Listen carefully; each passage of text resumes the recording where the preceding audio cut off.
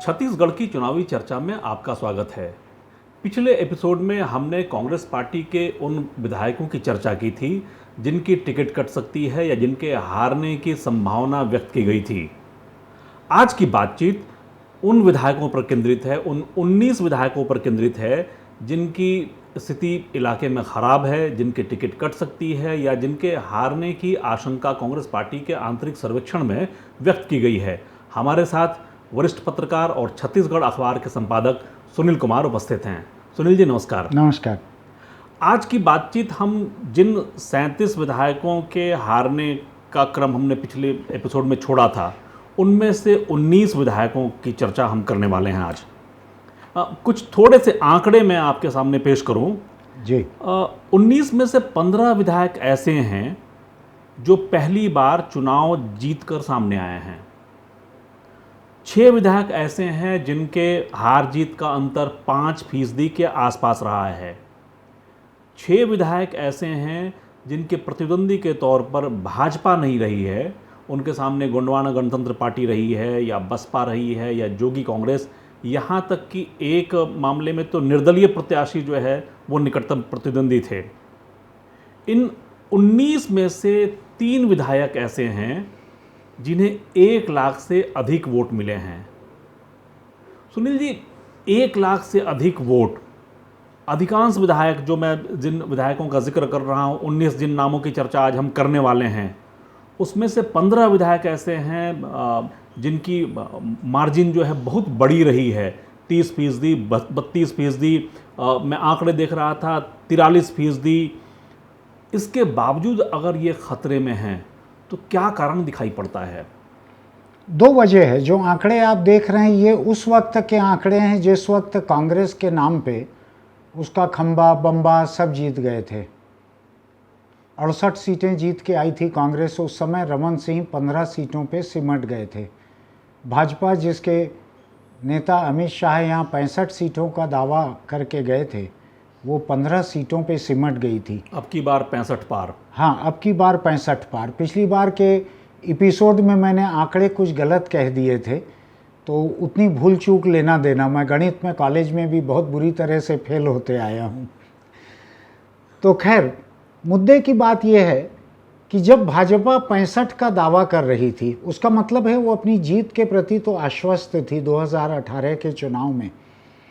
और आप देखें कि 15 सीट इतनी शर्मनाक थी कि प्रदेश भाजपा के नेता मुंह दिखाने के लायक नहीं थे। आपको मेरी जुबान थोड़ी कड़ी लग सकती है, लेकिन मेरी जुबान खुरदरी है और वो थोड़ा ज़्यादा खरा बोल देता हूँ मैं। इतनी शर्मिंदगी की नौबत में थी भाजपा। तो जब इतनी खराब नौबत रहती है तो उसका मतलब है भाजपा को नुकसान न केवल सीटों का हुआ था, बल्कि जिन जगहों पे कांग्रेस के लोग जीते थे वो अनुपातहीन अधिक वोटों से भी जीत गए थे, ऐसा मेरा मानना है। मैं एक सीट पर जाकर ये बात नहीं कह रहा हूँ, लेकिन चूंकि आपने 19 सीटों के आंकड़ों का विश्लेषण किया है, एक सीट के आंकड़े देखे हैं, मैंने उतने बारीकी से नहीं देखे हैं, लेकिन मैं एक मोटी बात आपको बतला रहा हूँ। मैं बता रहा हूँ आपको, सारनगढ़ की सीट जो है वहाँ 1,01,834 वोट मिले थे श्रीमती उत्तरी जांगड़े को। हाँ। सरायपाली की सीट पे किस्मत लाल नंद को 1,03,003 वोट, हाँ, लगभग 63% वोट मिले हैं। हाँ। कसडोल में सुश्री शकुंतला साहू को 1,21,422, हाँ, इतने वोट मिले हैं।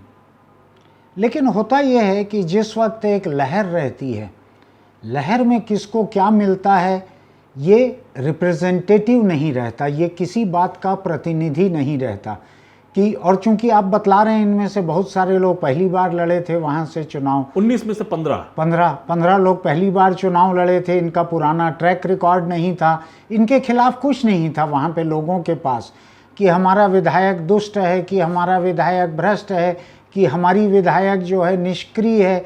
ऐसी कोई चीज़ नहीं थी। ये नए चेहरे थे, 19 में से 15 नए चेहरे, तो उनकी जीत की, ज़्यादा वोट पाने की संभावना ज़्यादा रहती है। मैं एक सीट के आंकड़े के आधार पे नहीं कह रहा हूँ, मैं वोटर की सोच को देख के बतला रहा हूँ कि वोटर जब देता है तो छप्पर फाड़ के भी दे देता है। पिछले चुनाव में सीटें भी कांग्रेस को उसने छप्पर फाड़ के दी।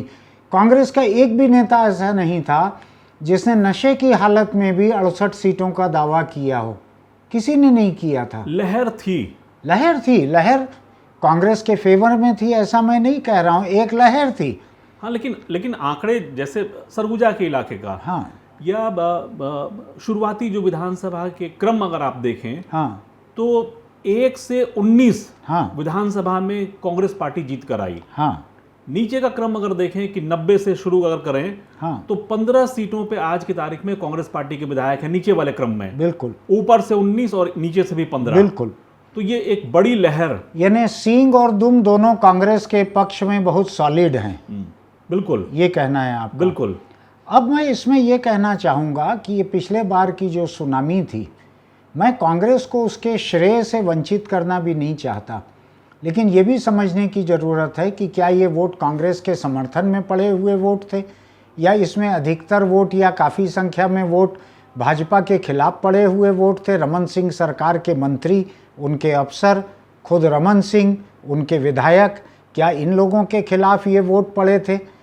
इस सवाल से जो मैं आखिरी में उठा रहा हूँ, इससे ये बात साफ होती है कि अगर ये विधायक जो कि जीत के आए, आपका कहना है कि अच्छे बड़े वोटों से जीते हैं ये विधायक अगर आज कांग्रेस के किसी इंटरनल सर्वे में, एक से ज़्यादा सर्वे में ये नाजुक हालत में दिख रहे हैं, डामाडोल दिख रहे हैं, इसका मतलब ये है कि इन 5 साल का उनका 4.5 साल का जो कार्यकाल अभी तक का उनका रहा है, ये कार्यकाल इतना निराशाजनक रहा है कि पिछले 3 महीने में कई सर्वे हुए हैं, कांग्रेस के भी सर्वे हुए हैं, भाजपा के भी सर्वे हुए हैं।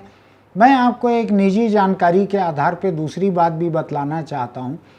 राज्य पुलिस का खुफिया विभाग और केंद्र सरकार की खुफिया एजेंसी ये भी पूरे समय सर्वे करते रहते हैं। भले इनके घोषित काम में राजनीतिक सर्वे नहीं आता है, लेकिन ये करते रहते हैं। रमन सिंह सरकार के समय की मेरी जानकारी है कि जो इंटेलिजेंस का जो पैसा रहता था, उस पैसे को सर्वे एजेंसी को दे के भी सर्वे करवाया गया था। छत्तीसगढ़ में भी तो सरकार ने पिछले 1-1.5 साल से ऐसी टीमें हर एक विधानसभा में सरकारी टीमें, सरकारी पुलिसकर्मियों की टीमें तैनात कर रखी हैं, जो मूल रूप से जो है ये पॉलिटिकल काम जो है वो देख रहे हैं। हाँ, उस पर ही उनकी नज़र है। विधानसभा चुनाव को लेकर ही सारा कुछ चल रहा है। ऐसा सुन रहा हूं मैं कि विधानसभा स्तर पर ऐसी टीमें बनाकर, और मुझको एक शब्द कहा गया है एक जानकार द्वारा कि एक टेम्पलेट बनाया है राज्य सरकार ने या राज्य कांग्रेस ने, हम जो भी कहें, इस्तेमाल उसमें सरकारी मशीनरी हो रही है। इस टेम्पलेट की चर्चा खैरागढ़ उपचुनाव जो हुआ था उस समय से हुई है कि एक ऐसा टेम्पलेट बनाया है जिसमें डेटा भरते चलना पड़ता है और वो उसका विश्लेषण कर देता है। तो ऐसा एक टेम्पलेट बना के राज्य की 90 सीटों पे लगातार राजनीतिक सर्वे, चुनावी संभावना का सर्वे, मौजूदा विधायक से नाराजगी का सर्वे, उसके संभावित विकल्प, इन सब के बारे में लगातार काम चल रहा है। लेकिन ये काम बहुत अनोखा और बहुत नया नहीं है। पिछली भाजपा सरकार के समय रमन सिंह के जो अफसर थे, जिसमें बड़े नामी गिरामी, चर्चित, विवादास्पद सभी तरह के अफसर थे, उनमें से कुछ अफसरों ने करोड़ों रुपए ऐसे सर्वे पर खर्च किए थे, जिसमें प्रदेश के बाहर की प्रोफेशनल सर्वे एजेंसीज़ को लाकर उनको काम देकर, और पैसा उसमें मेरी जानकारी ये है कि इंटेलिजेंस का पैसा लगा था, राज्य पुलिस का पैसा लगा था। तो अब ये इसको जस्टिफाई अकाउंट में कैसे करते हैं मैं उस पर जाना नहीं चाहता, मैं केवल एक राजनीतिक समझ की बात कर रहा हूँ।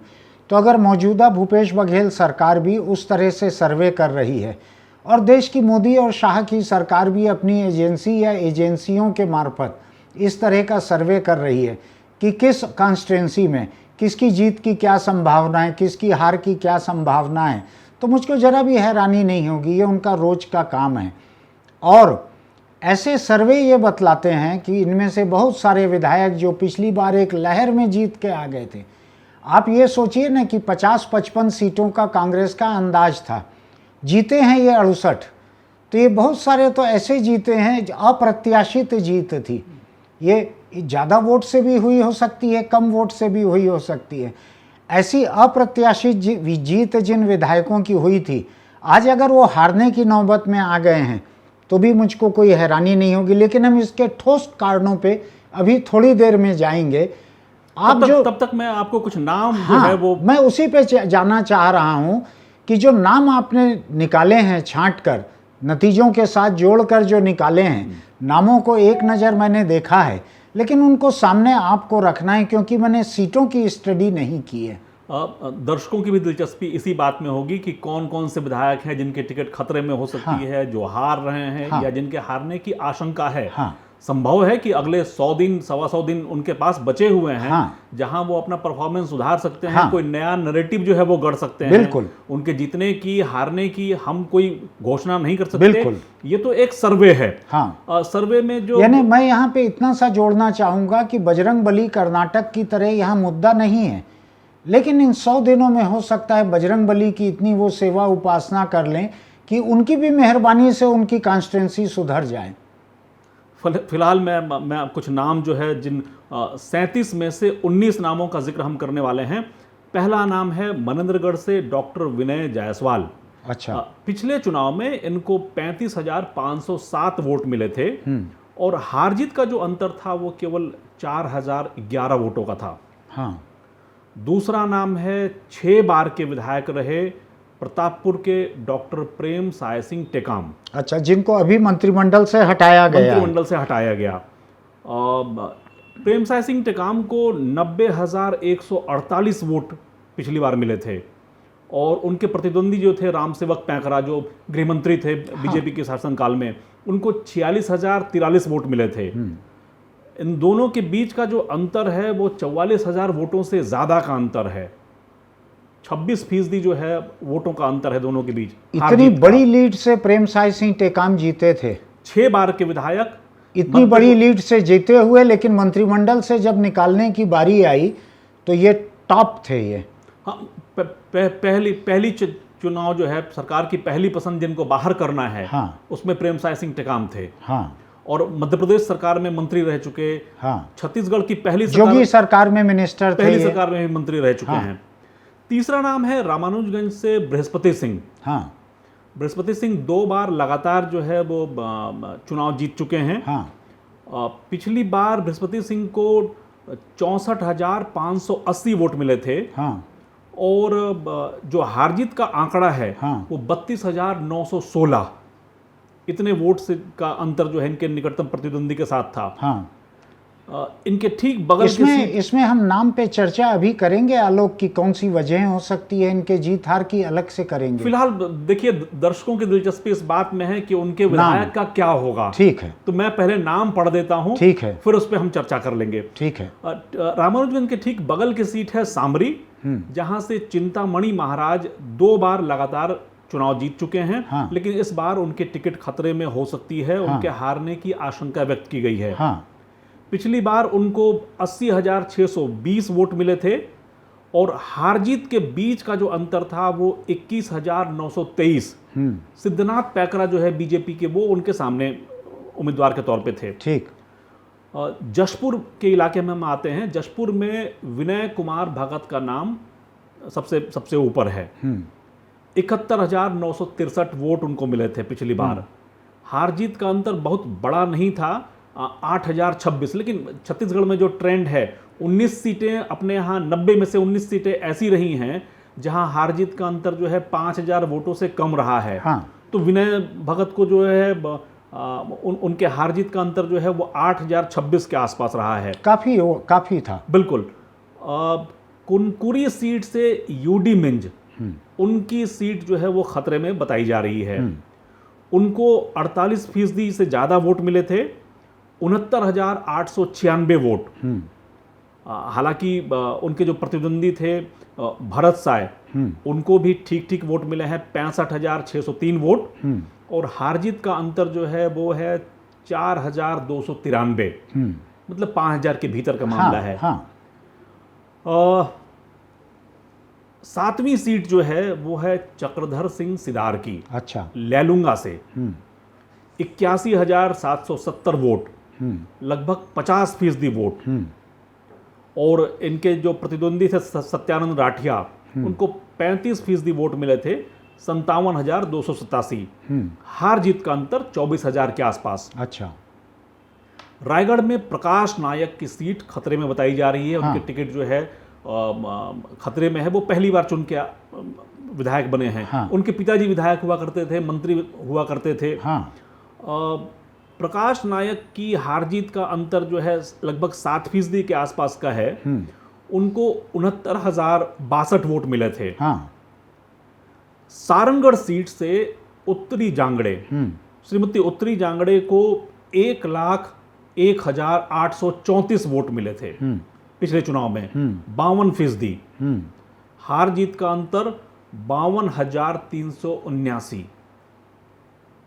और ये तो मंत्री भी नहीं बनी है कि इनके अलोकप्रिय होने की वजह हो वो। 52,000 का अंतर जो कई मतलब अगर आप 90 सीटों को देखेंगे तो कई विधायकों को इतने वोट नहीं मिले हैं जितने अंतर से जो है श्रीमती उत्तरी जांगड़े को विजय हासिल हुई थी। 10वां नंबर है पुरुषोत्तम कंवर का। हाँ। कटघोरा से। पुरुषोत्तम कंवर को पिछले चुनाव में 59,227 वोट मिले। हार जीत का अंतर 11,511 था। 11वां नंबर है मोहित राम का पाली तानाखार से। अच्छा। ये बड़ी पॉपुलर सीट इसलिए रही है क्योंकि गोंडवाना गणतंत्र पार्टी जो है, हाँ। उसके मुखिया हीरा सिंह मरकाम हाँ। इस सीट पे चुनाव लड़ते रहे हैं, जो नहीं रह गए अब। जो अब नहीं रहे। हीरा सिंह मरकाम को उस चुनाव में जो वोट मिले थे वो 57,315 और मोहित राम को 66,971 वोट मिले थे। दोनों के बीच हार जीत का जो अंतर है वो 9,656 है। यहाँ मैं एक चीज पूछना चाहता हूँ, ये मोहित राम कहा ना आपने?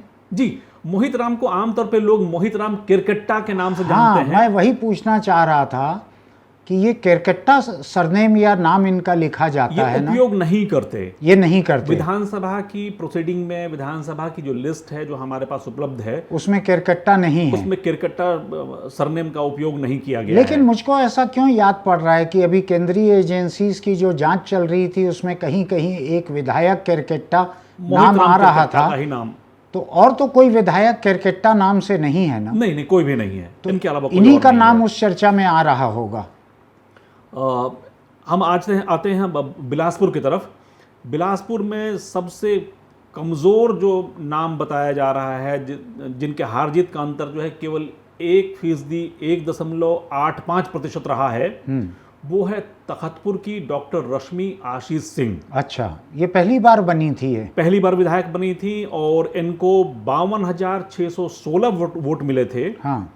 और इनके मुकाबले जनता कांग्रेस जोगी के हाँ। संतोष कौशिक को 49,625 वोट मिले थे। मतलब दोनों के बीच का अंतर जो है केवल 2,991 है। इसमें एक तीसरी कैंडिडेट कोई थी क्या इस कॉन्स्टिट्यूंसी से? देखिए, मेरे पास फिलहाल वो आंकड़ा उपलब्ध नहीं है। हर्षिता पांडे या हर्षिता पांडे बीजेपी की, यहीं से लड़ी थी वो? इसी सीट से उन्होंने चुनाव लड़ा था। ठीक।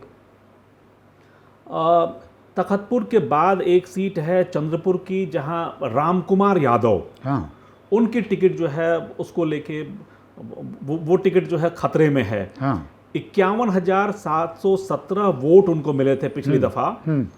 उनके मुकाबले में बसपा की गीतांजलि पटेल थी, जिनको 47,000 वोट मिले थे। काफी करीब, उससे ज्यादा, मतलब 47,299 वोट। दोनों के बीच हार जीत का अंतर जो है 4,418 था। सरायपाली से किस्मत लाल नंद, इसमें भाजपा तीसरे नंबर पे चली गई थी। जी जी। सरायपाली से किस्मत लाल नंद, उनकी टिकट खतरे में बताई जा रही है। उनकी हार की आशंका व्यक्त की जा रही है। ऑल्दो नाम काम आ नहीं रहा, किस्मत है नाम, लेकिन किस्मत भले काम ना आ रही हो, लेकिन उनका पिछला परफॉर्मेंस चौंकाने वाला है। 1,03,02 वोट मिले थे उनको, कुल जमा 63.34% वोट। हार जीत का अंतर 52,288 वोटों का है, लगभग उत्तरी जांगड़े से ज्यादा और मोहम्मद अकबर से कम। जी बिल्कुल। अभी अकबर पे हम आए नहीं हैं हालांकि, लेकिन मुझको याद है बिल्कुल प्रदेश में सबसे बड़ी लीड थी मोहम्मद अकबर की। बसना में देवेंद्र बहादुर सिंह, जो चौथी बार विधायक बने 2018 में, हाँ, उनको 67,535 वोट मिले थे। और उनके सामने जो प्रतिद्वंदी थे वो थे संपत अग्रवाल, अच्छा, जो निर्दलीय के तौर पे मैदान में थे, और उनको 50,027 वोट मिले।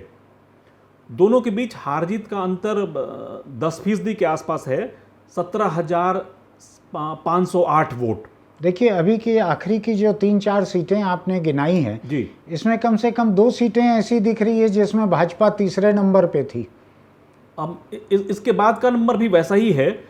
बसना के ठीक बगल में खल्लारी की सीट है, हाँ। जहां द्वारकाधीश यादव जो है वो जीत कर आए थे 2018 में। इनकी सीट इस बार जो है खतरे में बताई जा रही है, कमजोर बताए जा रहे हैं ये। 96,108 वोट मिले थे इनको। इनके मुकाबले में मोनिका साहू थी, जिनको हालांकि कम वोट मिले, 39,130।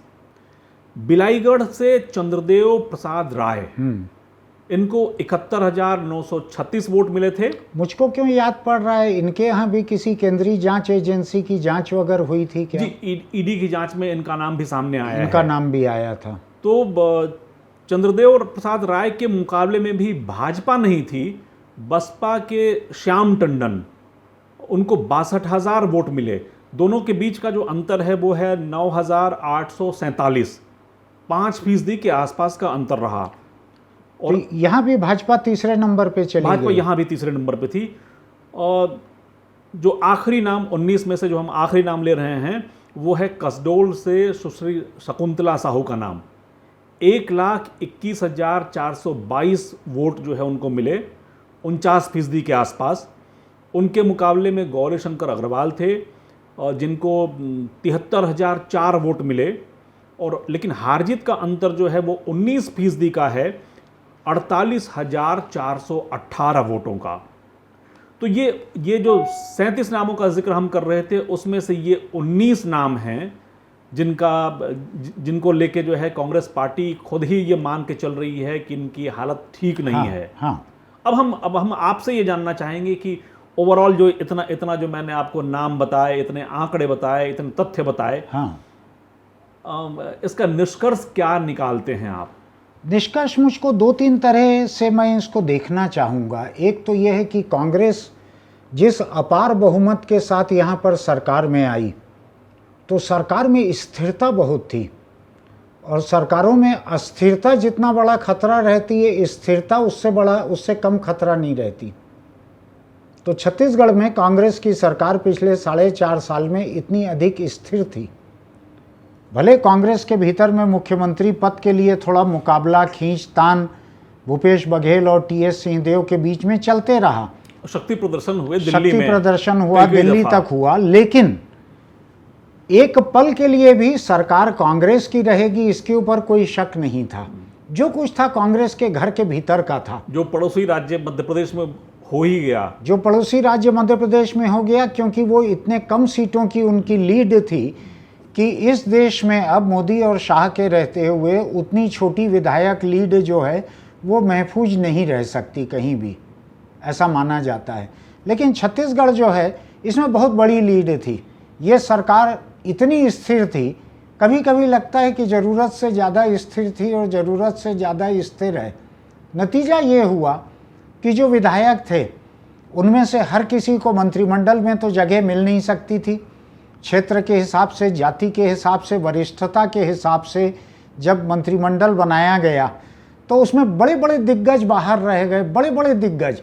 एक वक्त सत्यनारायण शर्मा को अविभाजित मध्य प्रदेश के समय छत्तीसगढ़ के पहले मुख्यमंत्री का दावेदार मान के एयरपोर्ट पे उनको लेने के लिए दर्जनों लोग जाते थे, स्टेशन पे लेने सुबह सुबह अंधेरे मुंह अंधेरे सैकड़ों लोग जाते थे, ऐसा माहौल था। लेकिन आज वो कैबिनेट में भी नहीं है, क्योंकि जाति, धर्म और क्षेत्र का जो संतुलन बनाया गया तो तमाम विधायक बाहर रह गए। अब इन विधायकों का क्या किया जाए?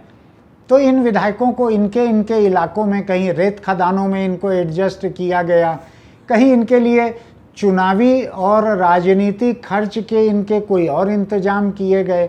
सरकार चूंकि बहुत स्थिर थी तो सरकार ऐसा सब कुछ करने के हालत में थी, और विधायकों के खर्चे बंध जाते हैं आज के वक्त में। ये केवल कांग्रेस की दिक्कत नहीं है, किसी भी पार्टी का। मैंने कई पार्टियों का ऐसा देखा बहुत ईमानदार विधायक को जनता बिल्कुल बर्दाश्त नहीं करती। जिस विधायक के दरवाजे पे आप जाएं वो मुसीबत में आपकी मदद ना कर सके, उसको जनता पसंद नहीं करती। दिवंगत नेता रामचंद्र सिंह देव जो है उनका, मैं रामचंद्र सिंह देव के अलावा, रामचंद्र सिंह देव तो ईमानदारी के लिए एक प्रतिमा की तरह स्थापित व्यक्ति हैं। उनकी सरकार जिस योगी सरकार में वो मंत्री थे, वित्त मंत्री, उनके मंत्री उनको कोसते थे कि वो सारे फिजूल खर्ची, बर्बादी, भ्रष्टाचार को रोक देते थे। मेरे सामने उनके मंत्रियों ने उनको कोसा था कि तुम्हारे कारण आपके कारण हम ये चुनाव हार गए। ईमानदारी का ये हाल था। लेकिन मैं सिंहदेव जी के पहले रणवीर सिंह शास्त्री थे यहाँ एक समय कांग्रेस के विधायक, वो ईमानदारी नहीं निभा पाई, ईमानदारी निभ गई, राजनीतिक कामयाबी नहीं निभा पाई उनकी, लोग ज़्यादा पसंद नहीं करते। तो इस सरकार ने बहुत व्यवहारिक तरीके से अपने विधायकों के लिए कई तरह के इंतजाम किए। कई इंतजाम विधायकों ने खुद अपने कर लिए, अपने अपने इलाकों में उन्होंने कई तरह के जुगाड़ बैठा लिए। नतीजा ये हुआ कि आज पूरे प्रदेश में रेत खदानों को ले लें, शराब दुकानों से अवैध शराब बिकने को ले लें, या कई और किस्म की बातों को ले लें, विधायकों ने कई ऐसी कमाई के जरिए छत्तीसगढ़ में निकाल लिए। और जाहिर है कि सत्तारूढ़ विधायक ही निकालेंगे ऐसे जरिए, जिसको या तो राज्य की तरफ से मंजूरी थी, या राज्य की तरफ से उनके लिए इंतजाम किया गया था, या उन्होंने खुद ने इंतजाम कर लिया।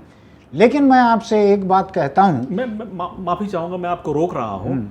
आप जब ये कह रहे हैं, जब इस तरह से ब्यौरा दे रहे हैं, तो इसका आशय ये है कि करप्शन को व्यवहारिक राजनीति के लिए जो है ठीक ठाक मान लिया गया, ऐसा मान लिया गया है। मैं कल कांग्रेस के एक बड़े चर्चित नेता से मिला, जो प्रवक्ता की हैसियत से सामने आते हैं, जो पार्टी के संगठन में महत्वपूर्ण जगह पे हैं।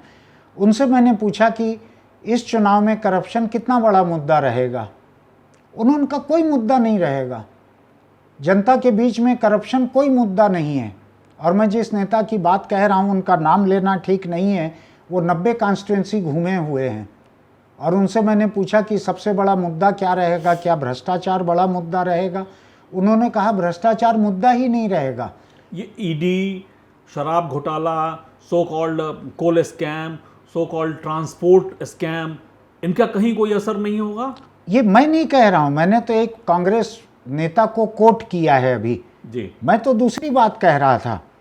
मेरा ये कहना है कि जब विधायकों ने अपने इंतजाम किए या विधायकों के लिए इंतजाम किए गए, इसका असर नहीं होगा। मैं केवल एक कांग्रेस नेता को कोट कर रहा था, जिन्होंने मुझसे कल ही ये बात कही है। उन्होंने कहा है कि भ्रष्टाचार अब कोई मुद्दा नहीं है। लोग भ्रष्टाचार को मान के चलते हैं कि हमारी संस्कृति का अविभाज्य अंग हो चुका है, ऐसा मान के चलते हैं लोग हमारे। मैं उससे भी बहुत इनकार नहीं करूंगा, हो सकता है ऐसा हो, लेकिन फिर भी मेरा ये मानना है कि जनता भ्रष्ट नेता से फ़ायदा लेना तो चाहती है, लेकिन भ्रष्टाचार को वोट देते समय एक बार सोचती है इसको दूं कि न दूं। अगर ऐसा एक सर्वे में आ रहा है, कांग्रेस के 1, 2, 3, 4 सर्वे में ये 37 नाम आ रहे हैं कि इन 37 नामों के हारने का खतरा है, इन 37 नामों के जीत की संभावना नहीं है, जिसमें से आपने जितने 19 नाम आज की चर्चा के लिए हैं जी, इस 19 में से कुल एक मंत्री अभी सामने आए हैं जो आज मंत्री नहीं रह गए हैं। जब हमने ये प्लान किया था उस दिन मंत्री थे, आज वो मंत्री नहीं रह गए हैं, लेकिन मंत्री स्तर का दर्जा प्राप्त है। मेरा ये कहना है कि जो एक लाइन है किसी फिल्म में कि ये तो पब्लिक है, ये सब जानती है, और एक मैं हिंदी की एक बड़ी गंदी सी कहावत आपको कहूँगा कि पानी में हगा हुआ ऊपर तैर के आ जाता है। अगर कोई ये सोचे कि तालाब में कहीं पे कोई हग दे भीतर पानी के, तो वो तैर के ऊपर आ जाता है। भ्रष्टाचार नेता का उसी तरह की चीज़ है। वो दिखने लगता है लोगों को कि आपने मकान कैसा बना लिया है, वो दिखने लगता है, आपकी गाड़ी कैसी है वो दिखने लगता है। मैंने एक समय ये देखा कि लोग 5-5, 6-6, 10-10 लाख रुपए की घड़ी पहनने में नहीं परहेज करते थे। अजीत जोगी मुख्यमंत्री थे, एक बार मैंने कहा कि आपके मंत्रिमंडल की जब बैठक होती है तो आप थोड़ा गिनिएगा कि कितने रुपए की घड़ी टेबल पे उनके हाथों में है कुल। ये जोगी जी को मैंने कहा था। तो लोगों को दिखता है, ये नेता को खुद को लग सकता है कि मुझको नहीं दिखता, लोगों को दिखता है ये। और ये पैसा, इस तरह का खर्च, ऐसी कमाई ये लोगों को दिखता है। वोट के दिन असर करे कि ना करे मुझको नहीं मालूम। लोगों को अगर लगता है कि दारू का ज़्यादा पैसा देना पड़ रहा है दुकानों में, जिसमें ईडी ने अलग चार्जशीट पेश की है और भूपेश बघेल सरकार ने एक्साइज डिपार्टमेंट के अफसरों को नोटिस जारी किया है कि आपके ज़िले की दुकानों में अधिक रेट में शराब बिकते रही, आप स्पष्टीकरण दीजिए, आप पे क्यों ना कार्रवाई की जाए। तो सच इन दोनों के बीच कहीं पे होगा, मैं अभी उस पर जाना नहीं चाहता हूँ। वो उसके लिए ईडी का एक कोर्ट है और भी दूसरी अदालतें हैं। लेकिन मैं ये ज़रूर कहना चाहता हूँ, जिन विधायकों ने अंधाधुंध कमाई की होगी, जिन्होंने रेत ठेकेदारों से अपने खर्चे बंधवा लिए होंगे, नगद पैसा, चुनावी खर्चे, राजनीतिक खर्चे बंधवा लिए होंगे, जिन्होंने और तरीके से ट्रांसफ़र पोस्टिंग में पैसा लिया होगा, लोगों के बीच इस बात की चर्चा होती है। और अगर सर्वे में ये बात सामने आ रही है तो मुझको ये अटपटी जरा भी नहीं लग रही है। चाहे कितने ही वोट से पहली बार जीते हों, पिछली बार वो एक अलग लहर का दौर था, इस बार वो लहर नहीं रहने वाली है। इस बार कोई कहे, कांग्रेस ये ज़रूर कहती है कि हम 80 सीट जीतने वाले हैं, ये सब फिजूल की बातें हैं। मुझको नहीं लगता कि कोई पार्टी 80 सीट जीतेगी यहाँ पे। लेकिन ये हो सकता है कि ये जितने बड़े बड़े दिग्गज जिनके आपने नाम गिनाए कि 50-50 हज़ार से जीते हैं ये लोग, और इस बार कांग्रेस के सर्वे में ये खतरे में दिख रहे हैं, मुझको लगता है कि इनके बारे में कुछ अप्रिय चर्चाएं इनकी कॉन्स्टिट्यूंसी में ज़रूर हुई होंगी। इनमें से 19 में से 18 तो मंत्री भी नहीं थे, मंत्री भी नहीं थे कि उनके बारे में अप्रिय चर्चा हो। फिर भी अप्रिय चर्चा हुई है, इस बात को गौर कीजिएगा। मंत्री होने के बाद तो अप्रिय चर्चा बड़ी आम बात है। हमने जो बात की थी पिछले एपिसोड में, उसमें जिन मंत्रियों की मैंने उस दिन बिना लिस्ट को देखे 4 मंत्रियों की चर्चा की थी कि जो चुनाव हार सकते हैं, 37 में से चार कहा था मैंने। बाद में मैंने लिस्ट को बारीकी में देखा तो उसमें 6 मंत्री हैं, कुल 12 मंत्री हैं मुख्यमंत्री के अलावा। उसमें से 6 अगर हारने की हालत में हैं, कारण अलग अलग हो सकते हैं, उस पर हम जाएंगे। तो आप ये मान के चलिए कि विधायकों में से भी बहुत सारे लोग जो हैं, मंत्री स्तर की ताकत का इस्तेमाल करके उन्होंने कई ऐसे काम किए होंगे जिसकी बदनामी उनका पीछा नहीं छोड़ रही है, साये की तरह साथ लग गई है। मैंने सुना है कि राजनीति में साया तो कभी कभी साथ छोड़ देता है, लेकिन भ्रष्टाचार की साख साथ नहीं छोड़ती। वो आधी रात में भी आपका साया बन के साथ चलती है। आपकी पूरी बातचीत से जितना मैं समझ पा रहा हूँ, उसके आधार पे एक आखिरी सवाल। आप जब कह रहे हैं कि कांग्रेस की लहर नहीं है पिछली बार की तरह, ओवरऑल पूरे छत्तीसगढ़ में कांग्रेस का माहौल दिखाई पड़ रहा है। हाँ। कांग्रेस पूरे छत्तीसगढ़ में जो है जगह जगह जो है विधायक हार रहे हैं, कांग्रेस पार्टी जीत रही है। हाँ। लेकिन भाजपा कहाँ है? भाजपा देखिए, एक तो हाशिए पर है। जिस तरह से देश में मणिपुर जनता की दिलचस्पी में, केंद्र सरकार की दिलचस्पी में, प्रधानमंत्री के भाषण में हाशिए पर है, उसी तरीके से छत्तीसगढ़ में भाजपा हाशिए पे भी इतने किनारे चली गई है कि जहाँ पे पिन लगती है कॉपी में, करीब करीब वहाँ पे जाके बैठी हुई है। तो इसका मतलब ये है कि इन 19 सीटों पे हारने की जो हम बात कर रहे हैं, हाँ, कोई अगर कैंडिडेट बदल दिया जाए, हाँ, या ये अब विधायक अपना परफॉर्मेंस दुरुस्त कर लें, हाँ, या इन विधायकों की टिकट जो है दूसरी जगह से दे दी जाए, अगर इन विधायकों को टिकट, हाँ, तो फिर से पुराना प्रदर्शन कांग्रेस पार्टी दोहरा लेगी? मुझको नहीं लगता कि पुराना प्रदर्शन किसी भी हालत में दोहराएगी, क्योंकि 15 साल की रमन सिंह सरकार के खिलाफ जो नाराजगी थी, वो नाराजगी मुझको 5 साल की भूपेश सरकार के खिलाफ नहीं दिख रही है। सरकार की बदनामी दिख रही है, लेकिन सरकार की खराब हालत मुझको नहीं दिख रही है। मुझको लग रहा है कि गांव की जो आबादी है, जो किसान है या खेतीहर मजदूर है, जो खेती पे टिकी हुई है, उसके बीच में ये सरकार मुझको अभी भी लोकप्रिय दिख रही है। उनके बीच ये वोटरों का 70% तबका है कम से कम, उनके बीच में ये सरकार ठीक है। वहाँ पे उनका बहुत बुरा कुछ नहीं हुआ है, उनका फ़ायदा हुआ है। उनको उम्मीद है अगले घोषणा पत्र में और धान का रेट बढ़ने की उम्मीद है, अगले घोषणा पत्र में धान की क्वांटिटी जो खरीदेंगे वो बढ़ने की उम्मीद है। तो मुझको लगता है कि भूपेश बघेल ने वोटर की कॉन्स्टिट्यूंसी का वो हिस्सा, जिस हिस्से से चुनाव की जीत की गारंटी हो जाती है, उस हिस्से को संभाल के रखा है, उस हिस्से को बिदकने नहीं दिया है, उस हिस्से को बहकने नहीं दिया है। इसको मैं रोकते हुए एक सरलीकृत आंकड़ा जो है वो मैं आपके सामने रख रहा हूँ। हाँ। कांग्रेस पार्टी खुद ही ये क्लेम करती रही है कि स्टेट में 43 लाख खातेदार हैं। हाँ। किसान जो हैं। हाँ। उसमें से आधे किसान, लगभग 22-23 लाख किसान जो है वो धान बेचते हैं। हाँ। तो मतलब ये कि आधे किसान वो हैं जो धान नहीं बेचते। हाँ। या वो सीमांत किसान हैं जिनके पास उतना ही धान उगता है जितना वो रखना पसंद करते होंगे। हाँ। या बेचना शायद बेचने की हालत में न हो। हाँ।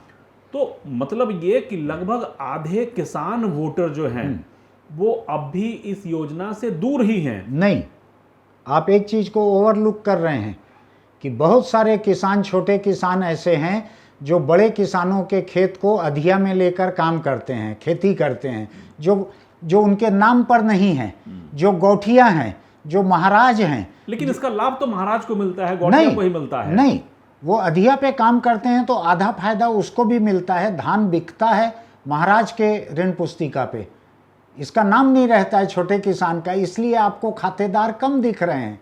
बहुत सारे ऐसे लोग हैं छत्तीसगढ़ में जिन्होंने अपनी ज़मीनों को काश्त करने के लिए छोटे लोगों को, मजदूरों को, किसानों को दिया हुआ है, उनका नाम रिकॉर्ड में नहीं है। ठीक वैसे ही कि जब शहरों में कोई चाल टूटती है दुकानों की तो किराएदार का नाम नहीं आता, मकान मालिक का नाम आता है। तो जो धान खरीदी का आंकड़ा जो आप बोल रहे हैं वो सरकारी रिकॉर्ड का सरकारी आंकड़ा है, वो खेत का ज़मीनी आंकड़ा नहीं है। ज़मीन पे फ़ायदा पाने वाले लोग संख्या में इस आंकड़े से ज़्यादा हैं। खेती किसानी की चर्चा फिर कभी, चुनाव की यह चर्चा जारी रहेगी। कांग्रेस पार्टी के 37 हारने वाले विधायकों में से 19 के नामों की चर्चा हमने आज की है। दूसरे बचे हुए नाम जिसमें दिग्गज मंत्री शामिल हैं, उनकी चर्चा अगले एपिसोड में। नमस्कार।